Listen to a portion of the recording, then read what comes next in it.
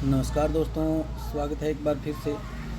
आज मैं आप सभी के सामने हरियाणा जीके के 10 प्रश्न लेकर उपस्थित हुआ हूँ। ये जो प्रश्न है, हरियाणा का कोई भी टेस्ट हो, किसी प्रकार का कोई भी पेपर हो, हर पेपर में हरियाणा जीके से प्रश्न पूछे जाते हैं।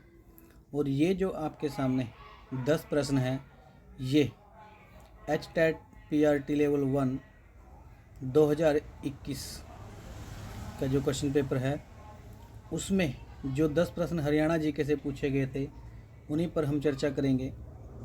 तो ये 10 के 10 प्रश्न बहुत ही इम्पोर्टेंट हैं, क्योंकि पेपरों में जो सिलेक्टेड प्रश्न होते हैं वही पूछे जाते हैं, जो बहुत ही इम्पोर्टेंट होते हैं, जो बहुत ही महत्वपूर्ण होते हैं। तो इन 10 प्रश्नों पर चर्चा करते हैं। अगर वीडियो अच्छी लगे तो वीडियो को लाइक ज़रूर कीजिएगा। तो आइए शुरू करते हैं।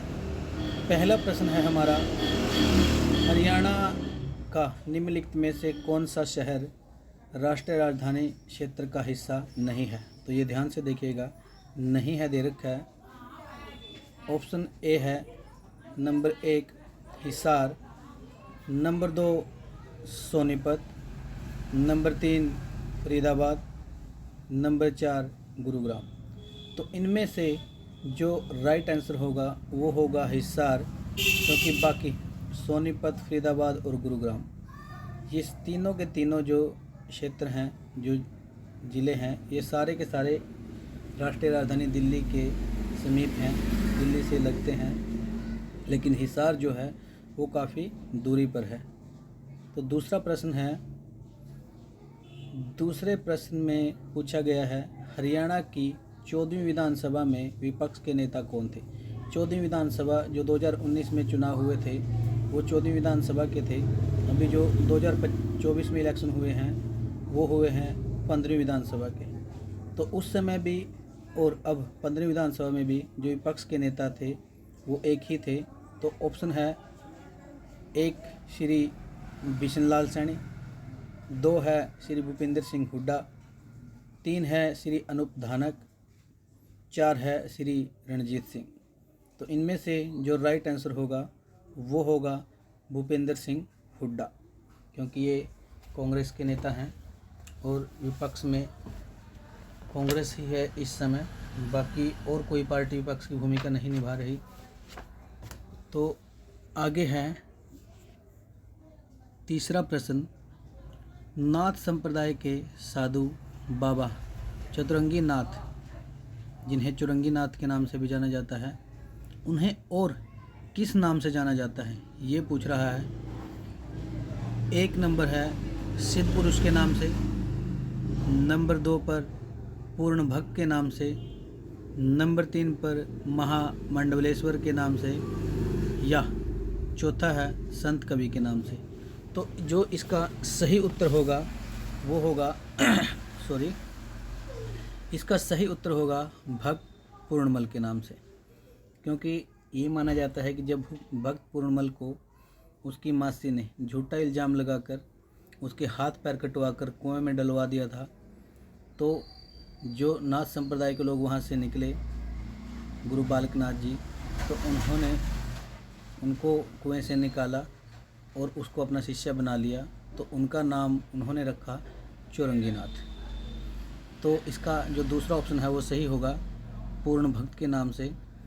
तो चौथा प्रश्न है, वह खिलाड़ी जिसने टोक्यो ओलंपिक 2020 में कुश्ती में रजत पदक जीता,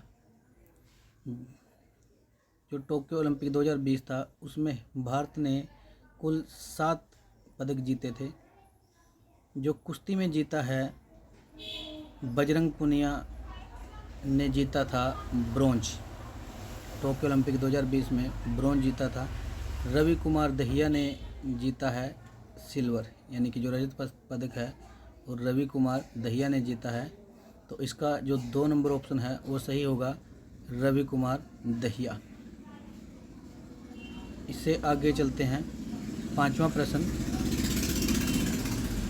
प्रश्न है हमारा, निम्नलिखित में से किसने अधिकतम अवधि तक हरियाणा के मुख्यमंत्री के रूप में काम किया? 1 नंबर ऑप्शन है बंसीलाल, 2 नंबर है भजन लाल, 3 नंबर देवीलाल और नंबर 4 है भूपेंद्र सिंह हुड्डा। तो इनमें से जो राइट आंसर होगा वो होगा आपका, वैसे तो अगर हम दिनों के हिसाब से देखें तो सही तो बनता है भजन लाल, क्योंकि भजन लाल ने 11 साल 298 दिन तक सीएम पद पर रहे वो, और जो बंसीलाल जी हैं वो रहे 11 साल 282 दिन तक, और देवीलाल जी रहे 4 साल 172 दिन तक, और भूपेंद्र सिंह हुड्डा रहे 9 साल 235 दिन तक। लेकिन जो HSSC मानता है वो मानता है इसका जो राइट आंसर है बंसीलाल को, क्योंकि HSSC के अनुसार बंसीलाल सबसे लंबे समय तक मुख्यमंत्री रहने वाले व्यक्ति हैं। लेकिन अगर हम दिनों के हिसाब से देखें, अगर हम सही जो हमारा जो मुख्यमंत्री की लिस्ट को हम चेक करें, जितनी बार जो बने, तो उसमें अगर सही से उनका टोटल करके देखें तो भजन लाल के ज़्यादा बनते हैं, तो HSSC ने माना है बंसीलाल। तो इसका जो राइट आंसर होगा वो होगा बंसीलाल। आगे चलते हैं 6वां प्रश्न। 6वां प्रश्न जो है क्या कह रहा है, निम्नलिखित कथनों को ध्यानपूर्वक पढ़िए। भिवानी क्षेत्रफल की दृष्टि से सबसे बड़ा जिला है, हिसार जनसंख्या की दृष्टि से सबसे बड़ा जिला है। तो इसमें जो ऑप्शन दिए गए हैं, 1 नंबर ऑप्शन दिया गया है केवल कथन 1 सही है, 2 नंबर ऑप्शन है केवल कथन 2 सही है, 3 है न ही 1 सही है और न ही 2 सही है, या चौथा है दोनों कथन सही है। तो इसका जो ऑप्शन होगा वो 3 नंबर सही होगा, न तो 1 सही है और न 2 सही है, क्योंकि क्षेत्रफल की दृष्टि से सिरसा सबसे बड़ा ज़िला है और जनसंख्या की दृष्टि से है फरीदाबाद। तो ये दोनों के दोनों जो कथन हैं वो गलत हैं। तो इसका ऑप्शन 3 सही होगा, न ही 1 सही है और न ही 2 सही है। तो चलते हैं 7वां प्रश्न। जिला जिसमें सर्वाधिक वन क्षेत्र हैं, जिसमें सबसे अधिक वन क्षेत्र हैं, ऑप्शन 1 है रोहतक, 2 है हिसार, 3 यमुनानगर, या 4 चरखी दादरी। तो अगर हरियाणा में पूछे कि हरियाणा में सर्वाधिक वन क्षेत्र कहाँ पर है, तो वो होगा आपका पंचकुला में, पंचकुला। लेकिन अब इन ज़िलों में से पूछ रहा है, तो इन ज़िलों में से जो आपका सही उत्तर होगा वो होगा आपका यमुनानगर। पंचकुला के बाद जो दूसरा स्थान आता है वन क्षेत्र में वो आता है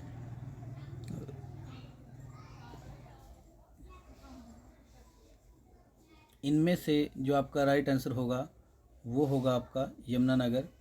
पंचकुला के बाद फरीदाबाद आता है। अब इनमें से तो जो है यमुनानगर होगा। आगे चलते हैं।